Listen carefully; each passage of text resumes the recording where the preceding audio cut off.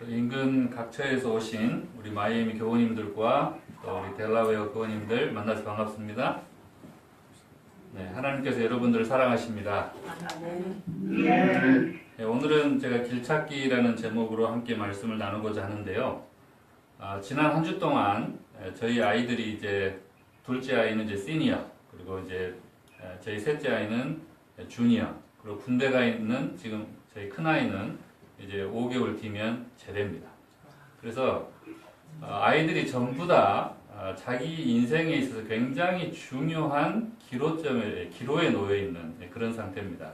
그래서 큰 아이는 이제 제대를 하고 혼자 한국에서 살아야 하기 때문에 당장 제대하고 머물 집이 어딜지, 또 집을 어떻게 구할지, 학교 복학을 또 어떻게 할지 여러 가지로 고민이 많은 시기고요. 우리 둘째는 지금 시니어이기 때문에 학교에서 계속해서 메일이 저한테 옵니다. 이번 주에는 어느 대학에서 입시 설명회를 한다. 또 다음 주에는 또 어느 대학에 와서 입시 설명회를 한다. 그래서 각 대학들이 고등학교를 다니면서 현재 학생들을 모집하기 위해서 여러 가지 입시 설명회들을 하는데, 저도 이제 그 이메일을 받고 그 학과들을 이렇게 쭉 이렇게 살펴보는데요. 전에 제가 대학 다닐 때, 30년 훨씬 전이죠. 그때는 전혀 들어보지도 못했던 학과들이 대학에 이렇게 개설이 돼 있고, 제가 예전에 학교 다닐 때 개설되어 있던 그 학과들 가운데에서 아예 지금은 대학에 없어진 그런 학과들도 참 많이 있습니다.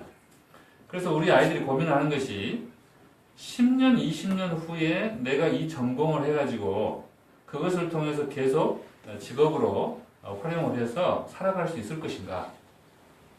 이게 시대가 워낙 빨리 변하다 보니까 대학에 가서 전공을 막상 시작을 했는데, 그리고 졸업을 하고 또 인턴 과정을 거치고 사회에 나와서 그것을 가지고 직업으로 하려고 했을 때에는 이미 사회적으로 그것이 직업적 가치가 없어져 가지고 더 이상 사용할 수가 없는 그런 형편이 되면 어떨까, 이런 고민들을 참 많이 해요. 그래서 어느 날은 저희 둘째 아이가 와가지고 뭐 의사나 또 엔지니어나 뭐 이런 여러 가지 것들은 다 이제 로봇이 대체할 거기 때문에 그걸 가지고 직업으로 해서 살기는 힘들고, 사람만이 할 수 있는 어떤 창의적인 어떤 그런 일들을 해야 20년, 30년 뒤에도 우리가 직업으로 그것을 계속 유지할 수가 있을 거라고 그런 이야기를 하는 걸 제가 들었어요. 저희 또 막내 아이는 이제 지금 한참 SAT 시험을 또 이제 봐야 되기 때문에 SAT 시험을 보기 위해서 매일같이 모의고사를 보고 또 문제를 풀고 하면서 형이랑 같이 내가 뭘 전공하면 좋을까, 학교에서 또 적성검사를 하고 와가지고 나는 이 고고학이나 역사 쪽을 좋아하는데 학교에서 적성검사를 하면 수학적으로밖에 적성이 안 나와가지고 수학이나 과학적으로 이렇게 전공을 해야 될 것 같다고 그런 이야기를 해요.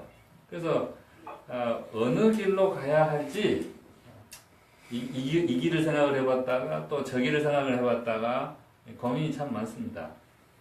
저희 큰아이도 음악을 전공을 해서 작곡을 지금 현재 하고 있는데, 대학 졸업하고 작곡으로 자기가 직업을 계속 유지할 수 있을까 고민이 되니까 교직을 또 해볼까 이런 생각도 하고, 또 다른 걸 전공을 해볼까 뭐 이런 생각도 하고 그래요.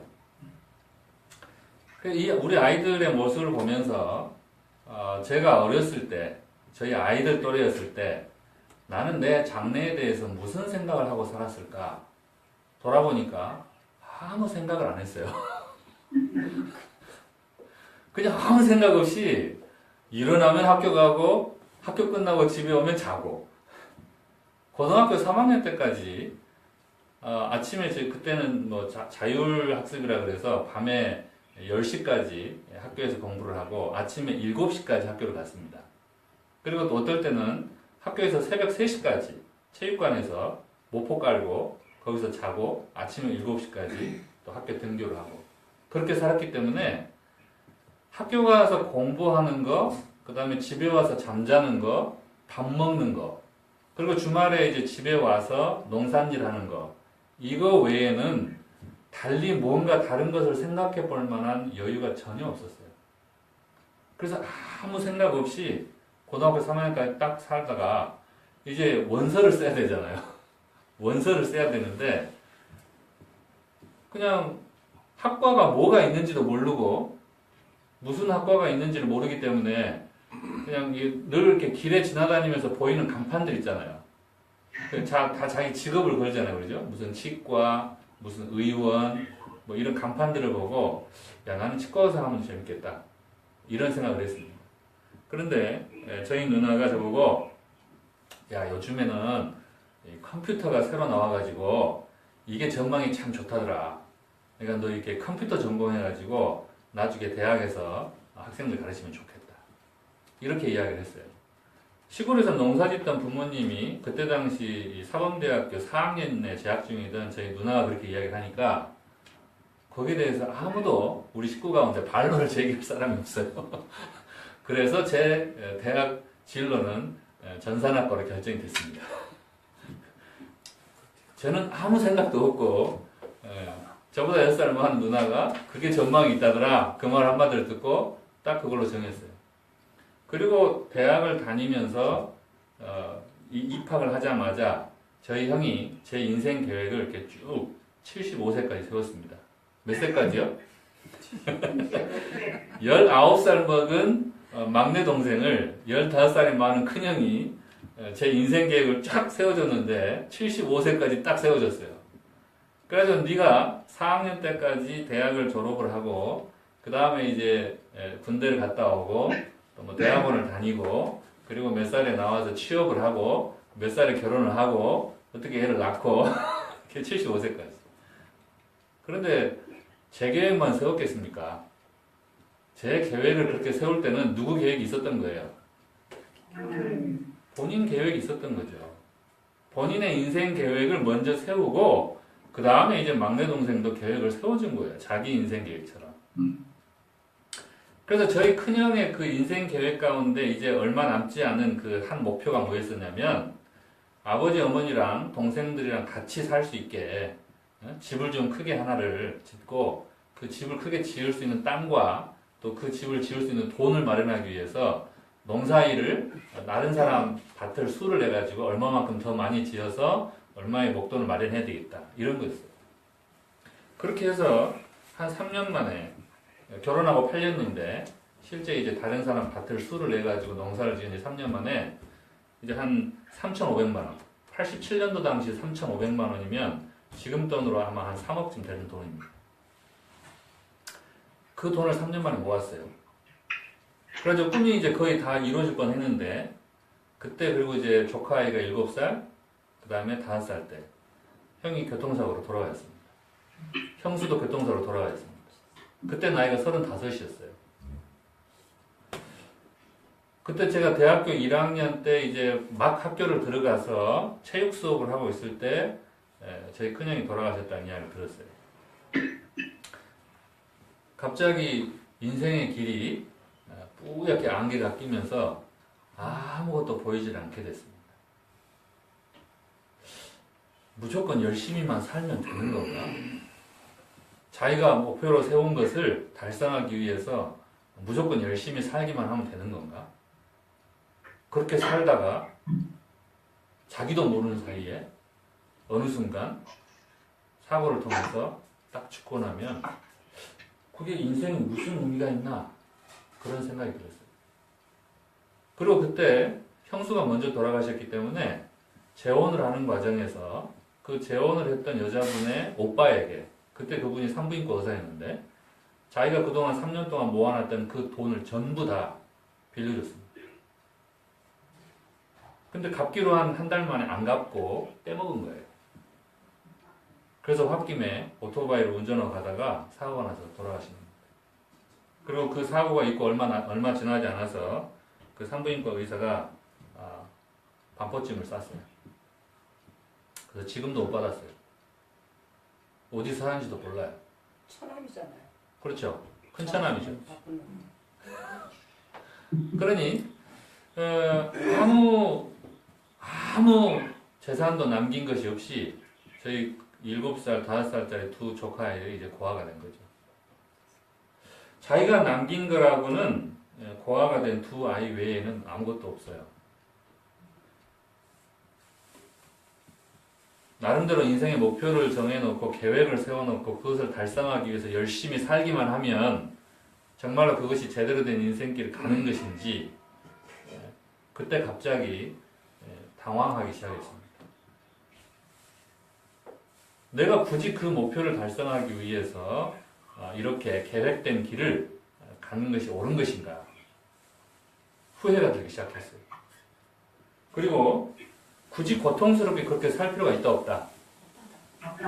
어차피 죽으면 끝인데 그렇게 고통스럽게 살 필요가 뭐가 있을까? 근데 사람들은 죄다 하는 말이 인생은 뭐다? 고해다, 고해. 고통의 바다다. 그러니 이 인생을 계속 살 필요가 있다 없다? 없다는 생각이 딱 들었어요. 그래서 그만 나도 죽어야겠구나. 그냥 죽는 것이 제일 간편하고 편한 길이구나. 그 생각을 했습니다. 근데 그때 어떤 목사님이 저희 형 장례식에 오셔서 성경을 함께 공부를 하다 보면 인생길을 다시 찾게 될 것이라고 하는 그 말을 해서 제가 그때부터 이제 성경을 공부를 하기 시작했어요. 사람들이 이 길을 잃고 헤매는 경우가 참 많습니다. 인생이 끝이 없는 미로처럼 그렇게 보이는 때가 참 많습니다. 그런데 사람들이 인생을 다 살고 나면 이 지점 어디선가 이제는 그 인생이 끝나고 인생을 다 살고 나면 후회를 해요. 죽을 때 후회하는 25가지라는 책을 일본인 호스피스였던 의사가 이렇게 25가지로 정리를 했는데요.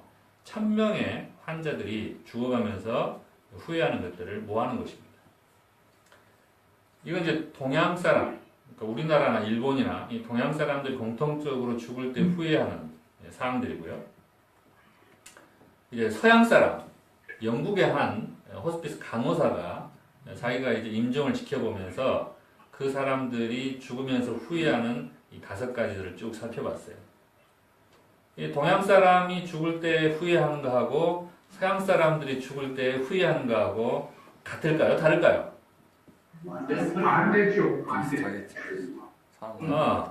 아니, 문화도 틀리고 생각도 틀리고 행동 방식도 틀리기 때문에 후회하는 것들이 좀 많이 다르지 않을까 싶었거든요. 근데 제가 비교를 해보니까 틀린 게 없어요. 동서양을 막론하고 죽을 때 후회하는 것은 다 똑같습니다. 뭘 후회하느냐? 첫 번째, 내 뜻대로 한번 살아봤으면, 내 꿈을, 내가 꼭 하고 싶었던 일을 하면서 살아봤으면 얼마나 좋았을까. 그런 생각을 한다는 거예요. 첫 번째. 두 번째는, 일 좀 적당히 하면서 살 걸, 너무 일만 많이 하다가, 돈벌이에만 매달려서 살다가, 자식들 어렸을 때, 또 아내와 함께 따뜻한 가정생활들을 잘 하지 못했던 것들에 대한 후회가 그렇게 많이 생겼다는 것입니다. 그리고 세 번째는 내 기분에 좀 더 솔직히 살았다는 거예요. 다른 사람들과의 평화로운 관계를 유지하기 위해서 얼마나 자기의 감정을 누르고 숨기고 살았는지 결국에는 그 누르고 숨겼던 분노나 화가 자기에게 암이 돼가지고 자기를 죽게 만들 때까지 자기의 기분을 좀 더 솔직하게 말하지 못하고 살았다는 거예요. 그리고 네 번째는 오래된 친구들과 좀 더 가깝게 지내고 살았을 걸. 이제 죽을 때가 되어서야 그 오래된 친구들이 생각나고 그들을 찾으려고 하니까 연락처조차도 자기에게는 없어서 연락할 수도 없는 거예요. 그리고 좀 더 자신의 행복을 위해서 많은 도전들을 한번 해봤으면 좋았을 것을. 너무 평범하게 사는 척 하느라고 삶의 활력소를 찾으려는 노력들을 기울이지 못했던 것에 대해서 후회하는 분들이 참 많았다고 하는 거예요. 어떻게 하면 안전하게, 안정적으로 살 것인가. 거기에만 매달려서 살다 보니까 정말 재미없고 무기력한 그런 삶을 너무 오랫동안 살아왔다는 후회를 하는 것입니다. 오늘 여러분들이 이 예배에 와서 하나님을 만나는 경험들을 하실 때에 저도 매일 우리 아이들과 함께 금요일 저녁 예배, 안식일 예배를 같이 드리면서 어떨 때는 앉아서 졸고 있고 저 혼자 떠들고 있는 것 같고 하나님이 함께 하시지 않는 것 같고 그저 매일 일주일마다 반복해서 계속 돌아오는 이 안식일을 무의미하게 이렇게 지키는 것이 이게 정말 제대로 이 안식을 지키는 것인가? 아무런 감동도 없고 감격도 없고 느끼는 것도 없이 그냥 안식일을 흘려보내는 것이 정말 내가 제대로 살고 있는 것인가? 이런 생각을 할 때가 참 많습니다. 우리 지금 마이애미 교회 교우님들 잘 듣고 계십니까? 네. 그 주변에 벌써부터 졸고 계신 분들 계신가 한번 봐보세요. 없어요, 거기는.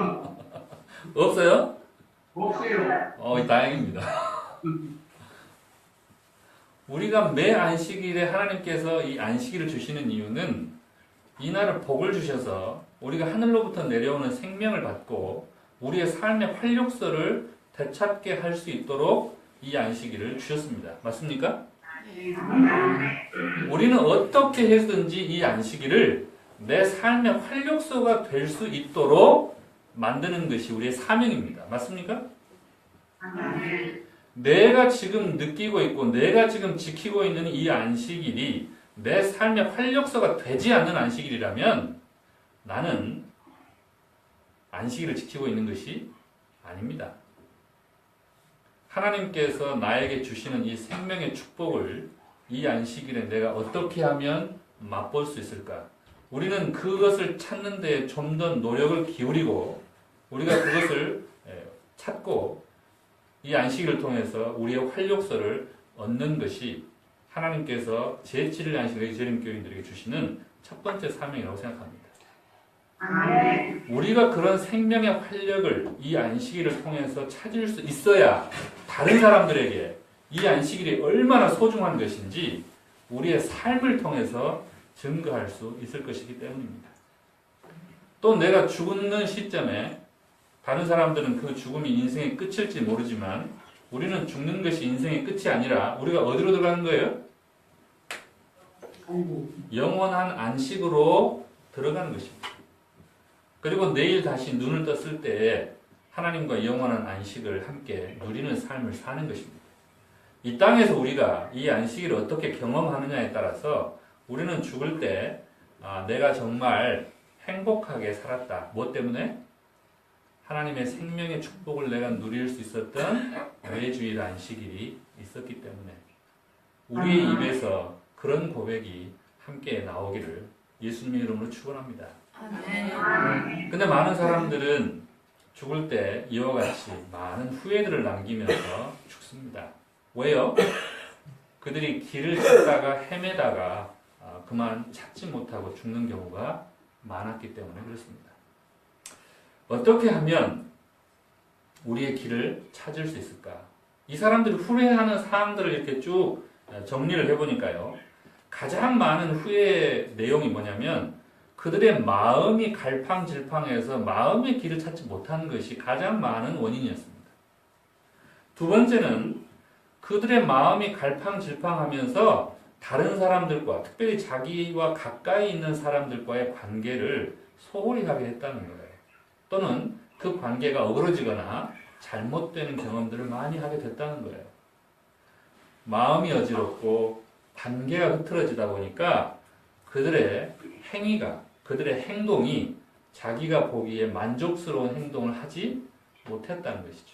입에서 나오는 말이 다른 사람의 상처를 주는 말이 될 수가 있고 자기의 그 표정이나 행동이 다른 사람들에게 무례하거나 또는 가식적이거나 위선적으로 보여서 자기 스스로나 다른 사람들과의 관계에 있어서 만족스러운 삶을 살지 못하게 됐다는 것입니다. 그리고 가장 작은 부분, 그들이 후회하는 것 가운데서 가장 작은 부분이 뭐예요? 자신들이 일과 직업으로 삼았던 그 일에 대해서는 후회가 별로 없어요. 이 부분이 가장 작은 부분을 차지를 합니다. 근데 사실 우리가 살 때는 자기의 마음을 관리하는 것, 사람들과의 관계를 관리하는 것, 자신의 행동거지를 살피는 것, 이거보다도 가장 많이 주의를 기울이고 사는 건 뭡니까? 밥 벌어먹고 사는 직업이죠. 근데 막상 죽을 때는 뭘 가장 많이 후회를 해요? 자기의 마음을 행복하게 하지 못하고 살았던 것에 대한 후회가 가장 많이 남는다고 하는 겁니다. 어떻게 보면 참 반대급부적이죠. 그렇죠? 내가 지나치게 내 일과 직업에 매달리다 보니까 내 자신을 살펴볼 겨를이 없고 내 주변 사람들과의 관계를 원만하게 유지하기 위해서 노력할 여유가 없고 더더군다나 내 마음이 행복한지 안 한지 그런 걸 따져볼 겨를이 없이 그저 살다가 죽은 것입니다. 우리가 좀 더 행복하고 후회하지 않는 성공적인 삶을 살고 싶다. 여러분 다 동의하십니까? 아멘. 그렇다면 이 사람들이 우리에게 주는 교훈은 뭐예요? 우리의 마음의 길을 잘 찾아야 된다고 하는 것입니다. 우리가 우리의 마음의 길을 잘 찾게 됐을 때 우리의 관계가 제대로 돌아가고 우리의 행위가 제대로 돌아가고 우리가 하는 일과 직업을 통해서 우리의 마음이 또한 여전히 행복을 유지할 수 있는 그런 삶을 살 수 있다라고 하는 것이 이 사람들이 이 책을 통해서 들려주는 이야기입니다. 어떻게 하면 우리가 우리의 마음의 길을 잘 찾아갈 수 있을까? 오늘 우리가 살펴봤던 이 잠언서의 말씀들 가운데는 굉장히 비슷한 말씀들이 반복해서 계속 약간씩 다른 표현으로 나옵니다. 먼저 우리 잠언서 19장 6절에 있는 말씀을 같이 한번 읽어보겠습니다. 시작. 사람이 마음으로 자기의 길을 계획할지라도 그의 걸음을 인도하시는 이는 여호와시니라. 자, 잠언서 20장 24절요. 시작. 사람의 걸음은 여호와로 말미암나니 사람이 어찌 자기의 길을 알 수 있으랴. 자, 마지막 잠언서 16장 33절입니다. 제비는 사람이 뽑으나 모든 일을 작정하기는 여호와께 있느니라. 네. 우리의 딜레마는 뭐냐면 내가 내 마음속으로 내가 어떤 길을 가야 되겠다라고 생각을 참 많이 합니다. 이 계획할지라도 라는 말은 생각이라는 말과 같은 단어예요. 생각하고 계획을 참 많이 해요. 그런데 문제는 뭐예요? 자기 길을 정작 모른다는 거예요. 우리가 우리의 가는 길을 알 수 없다는 거. 생각은 많은데 알 수는 없어요. 그래서 어떤 사람이 인생의 숲에서 길을 잃었을 때 어떻게 할 것인가? 우리가 이렇게 산을 등산을 하다 보면은요, 산 정상에서, 높은 산 정상에서 아래를 이렇게 쫙 내려다 보면 구름이 내 발밑에 쫙 펼쳐져 있는 거 보입니다. 그렇습니까? 우리가 그 구름을 뭐라고 부르죠? 그렇죠. 운해라고 부릅니다. 운해. 뭐예요? 구름바다예요. 멋있어요? 안 멋있어요? 엄청 멋있죠? 내가 오르기 전에 그 산 봉우리를 이 가로질러서 딱 중간에 이렇게 걸쳐져 있는 그걸 보면은 아래에서는 뭐라고 불러요, 그거를? 그냥 이렇게 구름이라고 부르죠. 그죠? 그런데 이제 산을 내가 정상을 목표로 해서 올라가다 보면 꼭 뭘 만나요? 그 구름을 만납니다. 그죠? 그런데 그 구름을 딱 만나는 순간 그 구름이 나한테 뭐가 돼요? 아래에서 봤던 구름이 위에서 보면 운해가 되고 내가 그 구름 사이에 딱 들어가면 그게 뭐가 돼요?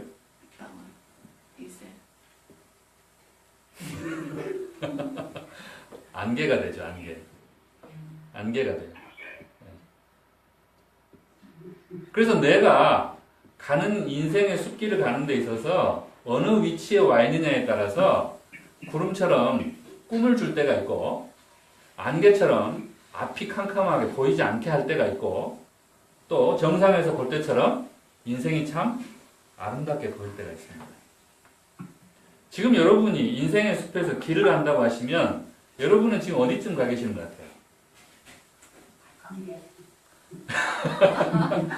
누가 안개라고 했어요?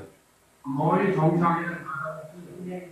아니 정상에서 좀 그 구름을 좀 이렇게 멋있게 좀 보이는 그런 어떤 여유가 없습니까 아직?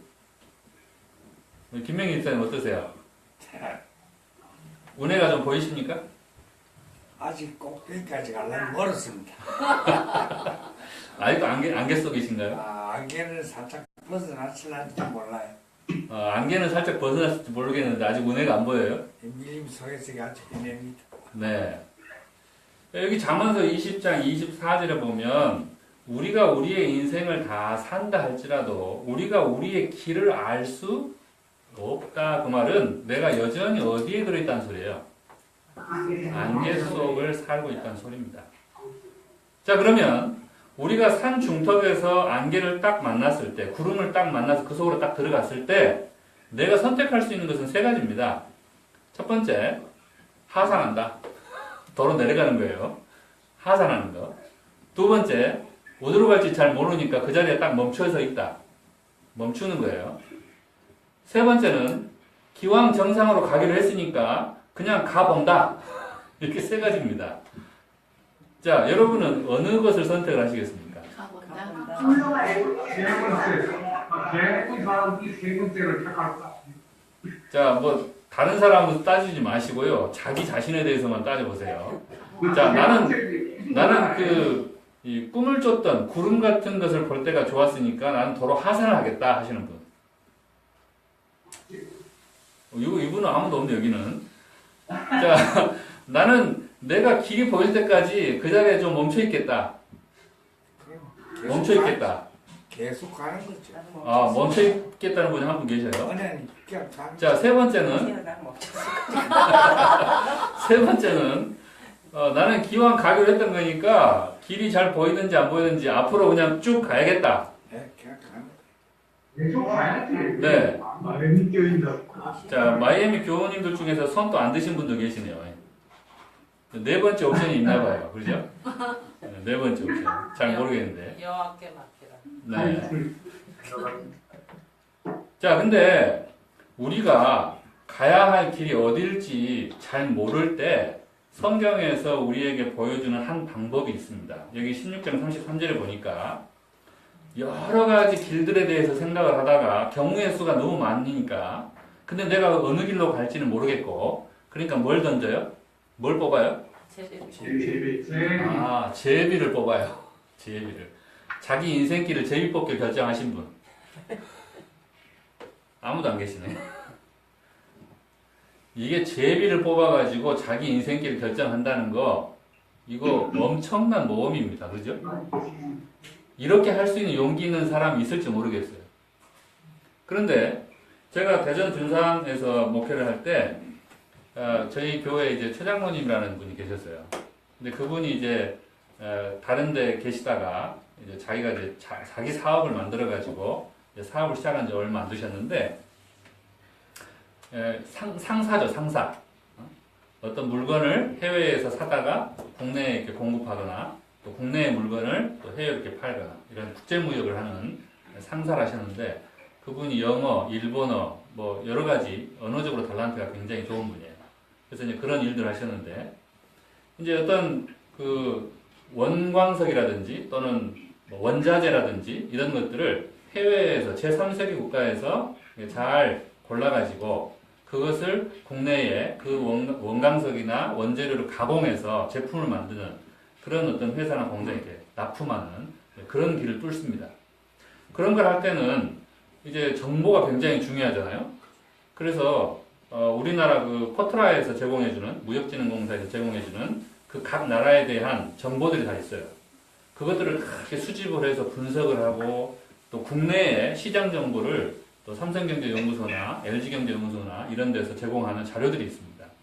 그런 자료들을 또 다 이렇게 수집을 하고 또 상공회의에서 제공해주는 그런 자료들도 다 참고를 하고 자기가 또 발로 뛰면서 그런 딜러들과 이제 가격이라든지 이런 것들도 다 알아보고 그리고 최종적으로 뭘 할까요? 제비뽑기를 하는 거예요. 근데 직원들한테도 아무 말을 안 하고 가족들한테도 아무 말 안 하고 자기 혼자 몰래 하는 거예요. 네? 자기 회사 사장이 제비뽑기 해가지고 뭘 정한다고 그러면 회사의 운명이 걸린 문제인데 사람들이 다 뭐라 그러겠어요? 가족들이 뭐라 그러겠어요? 자기 가족의 운명이 달린 문제인데 그러니까 아무에게도 말을 하지 않고 많이 기도를 하고 제비를 뽑는 거예요. 근데 그분이 제가 간증을 하는 것을 한번 들었는데 아프리카 쪽에 어떤 그 원광석을 그 광산이 있었다는 거예요. 그런데 코트라에 나와 있는 그 정보로는 그 광산이 두 개의 광산인데 A라는 광산은 굉장히 단가가 비싸요. 그리고 B라는 광산은 굉장히 현저하게 단가가 싸요. 그리고 이 단가가 비싼 이유가 있죠. 거기에 질이 좋고 매장량이 풍부하고 이미 그 원광석을 채굴할 수 있는 이 준비가 다 돼 있는 그런 상태이기 때문에 거긴 단가가 높죠. 반대로 단가가 낮은 데는 뭐예요? 채굴 장비도 준비가 안 돼 있고 거기가 원광석이 얼마나 지금 매장되어 있는지도 알 수도 없고 또 딜러들이 거기에 대해서 관심도 없고 그러니까 이거를 무역 거래를 하기가 참 쉽지 않은 그런 조건에 있었던 거예요. 그런데 자기가 이제 그 몇 개 이렇게 후보지들을 이렇게 뽑으면서 그걸 놓고 딱 기도를 하고 제비를 뽑았는데 뭐가 걸린 거예요? 평가가 좋은 A가 걸린 게 아니고 코트라에서 평가가 최하위인 B가 걸린 거예요. 제비를 다시 뽑아야 될까요? 아니면 그냥 갈까요? 그냥 가야. 자, 여기 보니까 제비는 사람이 뽑으나 모든 일을 작정하기는 여기 작정한다는 말은 판단한다라는 뜻입니다. 판단한다. 누가 판단하신다고요? 여호와께서 판단하신다고요. 이분이요. 정말 인생을 걸고 자기가 그 뽑은 그 제비, 기도하고 뽑은 그 제비대로 뭘 샀어요? 별 볼 일 없는 코트라 평가가 제일 낮은 그 비광산의 원광석을 자기가 그 채굴권을 샀어요. 어떻게 됐을까요? 대박, 매장량이 대박. 대박이 안 터졌으면 간증을 안 했겠죠. 그렇죠. 매장량. 대박이 터졌어요. 대박이 터졌어요. 그래서 제비를 뽑는 부분에 대해서 우리가 그것을 뭐라고 생각할 수 있어요? 도박이라고 생각할 수 있고 무모한 모험이라고 생각할 수 있지만 그러나 성경에 하나님께 그 모든 의사결정을 맡기고 용기 있게 그것을 뭐로 표시하는 것? 제비 뽑기를 통해서 표시하는 것. 그것은 성경적으로 옳다 그르다. 옳다. 옳은 방법 중에 하나일 수 있다는 것입니다. 그래서 우리가 때때로 많은 생각 속에 여러 가지의 내 인생의 길이 있지만 그러나 내가 그것을 알 수 없기 때문에 결국 누구한테 맡길 수밖에 없어요. 내 미래를 아시는 여호와께 맡길 수밖에 없다는 것이죠. 우리는 길을 찾고 길을 찾다가 헤매는 사람이지만 그러나 하나님은 뭐 하시는 분이에요? 없는 길을 만드시는 분이십니다. 그분은 홍해라 할지라도 그 가운데 뭐를 만드시는 분이에요? 길을 만드시는 분이에요. 요단강이 홍수가 나서 범람할지라도 우리를 위해서 그것이 필요하다면 뭐 하실 수 있는 분이에요? 우리를 위해서 길을 만드실 수 있는 분입니다. 그래서 예수님께서 하시는 말씀이 내가 곧 뭐다? 내가 곧 길이다 라고 말씀하십니다. 내가 나를 믿고 내 인생을 나에게 맡기고 내 갈 길을 나한테 맡기면 내가 뭐가 되주겠다? 너의 인생길이 되어 주겠다라고 약속하십니다. 여러분 우리에게 이런 여호와 이런 예수님이 계신 것을 감사하시게 되기를 바랍니다. 이 길을 만드는 사람에 대한 이야기가 있는데요. 여기 인도판 우공이산이라고 하는 이 영어가 있습니다.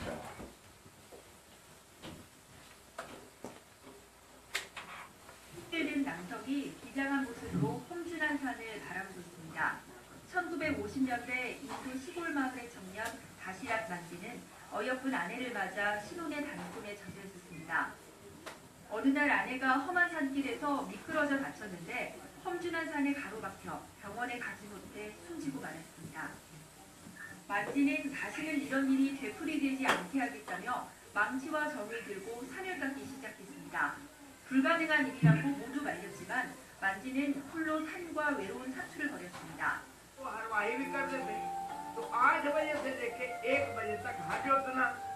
और 8 बजे के पहले 4 बजे भोर में आ जाते थे। मर जाएगा ऐसे करते करते तुम तब उनका बोलते थे बाबा कि हम कभी नहीं मरेंगे। 새벽 4시에 일어나서 산을 깎고 생계를 위해 농사를 지은 뒤 어두워질 때까지 또다시 산을 깎는 일이 날마다 반복됐습니다. 그 어떤 도움이나 지원 없이 무려 22년 동안 홀로 망치와 정만으로 산을 깎은 결과 기적처럼 길이 만들어졌습니다. 길이 110m, 폭 8m의 길입니다. 마을에서 병원까지의 거리는 기존 55km에서 15km로 단축됐습니다. देखिए जब पहाड़ में काम लगाने लगा ना तो हमारा बकरी तीनों है तीनों बेच करके यहाँ थोड़ी चली लाए। 오직 아내에 대한 사랑으로 불가능을 가능하게 한 다시락 단지. 그가 만든 길 덕분에 마을 주민들은 병원과 학교에 편하게 다닐 수 있을 뿐만 아니라 젊은이들은 직업 훈련도 받을 수 있게 됐습니다.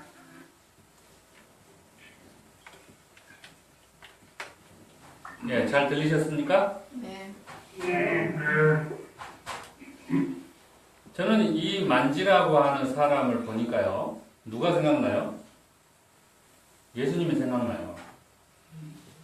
여호와께서 이렇게 말씀하십니다. 사람의 길을 여호와의 눈앞에 있나니 그가 그 사람의 모든 길을 어떻게 하실 것이다? 평탄하게 하시리라. 우리가 천국으로 가는 길을 볼 때 예수님이 그렇게 말씀하셨어요. 어떤 길은 넓고 가는 사람이 많아서 그것이 참 좋은 길처럼 보이지만 그러나 사람의 눈에 바르게 보이는 것이 필경은 무슨 길이다? 사망의 길이다. 그러나 생명으로 인도하는 그 길이 가는 것이 좁고 또 협착해서 참 불편해 보이지만 그것이 뭐다? 생명으로 인도하는 길이다 라고 말씀하셨어요. 우리가 볼 때 그 생명으로 가는 길이 좁고 협착해 보이지만 그러나 누가 계셔요? 그 좁고 협착한 길을 평탄하게 하셔서 우리로 하여금 거뜬히 그 길을 가게 하실 여호와가 우리에게는 있다는 사실입니다. 길을 잃고 헤매는 많은 사람들이 또는 길이 막혀서 절망하는 많은 사람들이 그들의 마음속에 길 되시는 이 예수님을 만나면 그들의 인생길이 아무리 험난하고 좁고 굴곡이 있다 할지라도 예수님이 그 마음속에 길이 되시면 그들의 인생길이 뭐가 돼요? 더 이상 굴곡기는 길이 아니라 평탄한 길이 될 수 있다고 하는 사실입니다. 여러분 그런 예수님께서 내 인생길을 평탄케 해주시는 그런 경험들을 해보셨습니까? 제가 앤드류스에서 향학을 할 때 전경수 목사님 아시죠? BMW 하시는 그 목사님이 남미에서 선교사 생활을 하시다가 이제 미국 본토로 오셨습니다. 그때 오실 때 사모님이 뇌졸중으로 쓰러지셔가지고 거의 죽을 뻔한 식물인간 같은 그런 상태였어요. 그리고 아이들이 이제 초등학교 6학년, 5학년 뭐 그럴 때입니다. 목회를 하다가 사모님이 그 목회하면서 너무 힘드셔가지고 일이 너무 많고 하니까 그렇게 쓰러지셨어요. 아픈 그 사모님과 어린 그 두 아이들을 데리고 와서 목회를 그만두었습니다. 그리고 뭘 하신 거예요? BMW라는 자전거로 이 아프리카에 선교하는 그 일을 시작하는 거예요. 굉장히 많은 주변 사람들이 무모하다고 했어요. 길이 안 보이니까. 아무도 그런 일을 해본 적이 없으니까. 그리고 그 일을 위해서 자전거를 살 돈을 이렇게 막 모으고 하는 과정에서 이리 뛰고 저리 뛰고 막 힘든데 주변에서 곱지 않는 시선으로 보는 거예요. 저 사람 저렇게 해서 돈 모아가지고 지가 다 쓰는 거 아니야? 해외여행 다니면서 자기 혼자 즐기고 그렇게 하는 거 아니야? 이런 위협과 비난들이 얼마나 많았는지 모릅니다. 막상 아프리카에 가면 이분이 영어가 또 잘 안 되셔요. 그분들이라고 영어가 됩니까? 그분들도 잘 안 되죠. 땅도 낯설고 물도 낯설고 말도 잘 안 통하고 그런데 뭐 하나 두고 가는 거예요? 자전거를 몇 대 두고 가는 거예요. 그리고 주는 거예요. 그렇게 해서 15년 동안을 계속 그 일을 했습니다. 그리고 제가 있을 때에 BMW라고 하는 이제 사무실이 저희 앤드류스 대학 근처에 이제 생겼어요. 그래서 저희가 이제 개소식을 했거든요. 그때 이제 그 15년 동안 찍었던 사진들과 영상들을 우리가 함께 이렇게 쭉 볼 수 있는 그 길들이 있었는데요. 여러분들 아프리카 가보신 분들은 아시잖아요. 그 길이 어떻게 생겼는지. 포장도가 거의 없어요. 그러죠? 다 이렇게 황토길 같은 그 길에 먼지가 엄청나게 날리는 그 길이었는데 또 교통사고도 또 많이 당하셨죠. 최근에도 교통사고를 당하셔서 그 BMW 재무이사님도 크게 다치시고 차는 이제 폐차하게 되고 그런 사고들도 많이 있었는데 어려움들이 참 많았습니다. 근데 종종 그 목사님 댁에 이렇게 놀러를 가잖아요. 그 어려운 시기를 지나온 사모님이 건강이 좋아졌을까요? 나빠졌을까요? 그 사모님이 다 회복이 되셨어요. 그 어려운 시기를 거치면서 월급도 없이 집도 없이 그렇게 사시는데 아이들이 잘 컸을까요? 못 컸을까요? 두 딸 아이들이 너무 잘 컸어요. 그분의 마음 상태가 어땠을까요?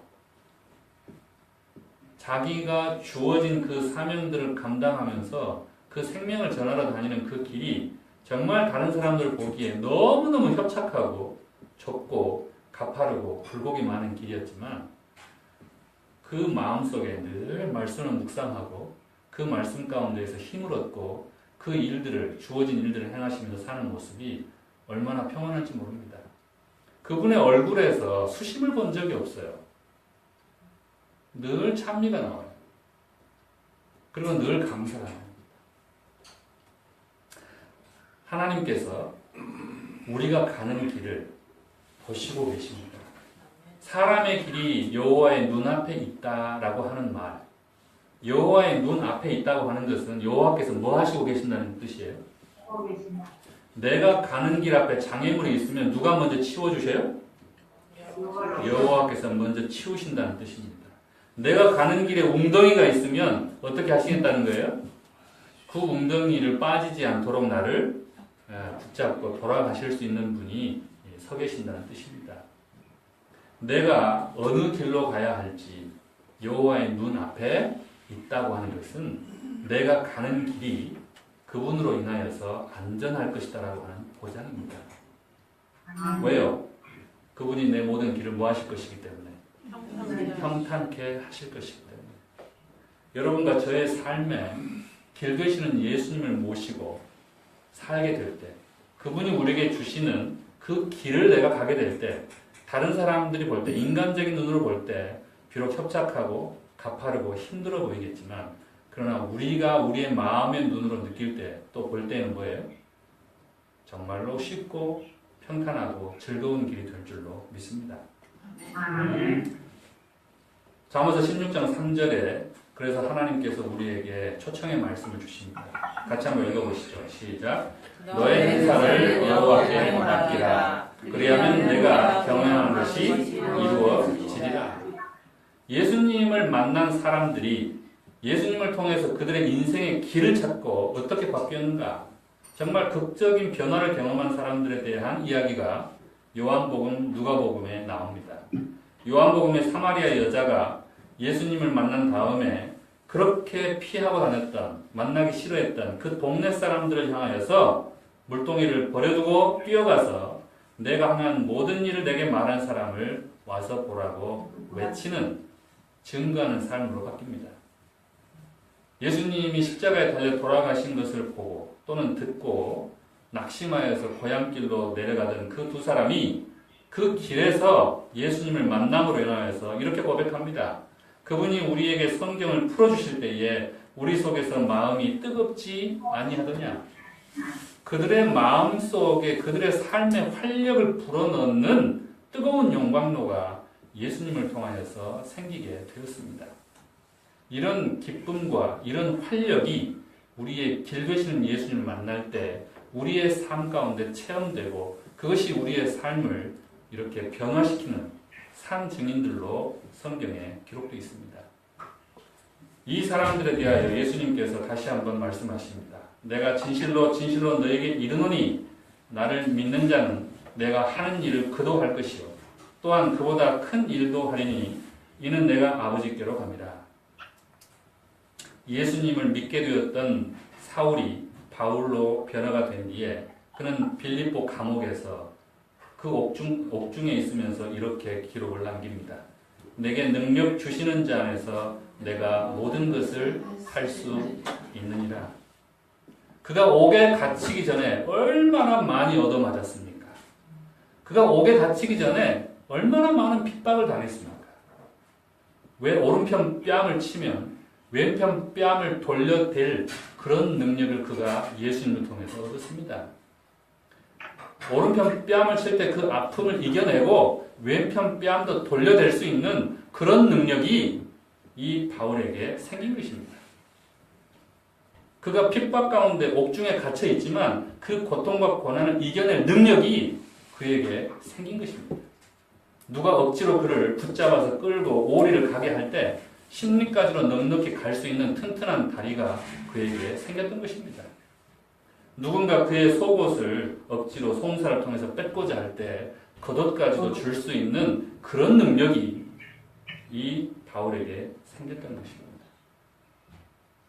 예수님을 통해서 우리가 얻는 능력, 예수님이 길 되실 때 우리 삶에 얻어지는 능력이라고 하는 것은 탤런트 쇼가 아닙니다. 예수님께서 지셨던 그 십자가를 나도 넉넉히 질 수 있는 그 능력을 예수님을 통해서 내가 얻게 됩니다. 그래서 더 이상 우리에게 있어서 이 인생은 고해가 아니고 더 이상 고해가 아니고 뭐예요? 하나님 안에서 누리는 하늘나라입니다. 길 되시는 예수님을 여러분들이 맞이하실 때 여러분들의 그 굴복진 마음을 예수님께서 평탄케 하시고 그 가운데 예수님의 그 능력을 부어주셔서 여러분의 인생의 그 십자가를 지실 수 있는 그런 능력자로 여러분의 인생길에 거듭나는 여러분과 제가 되기를 바라고 말씀을 마치겠습니다. 아멘.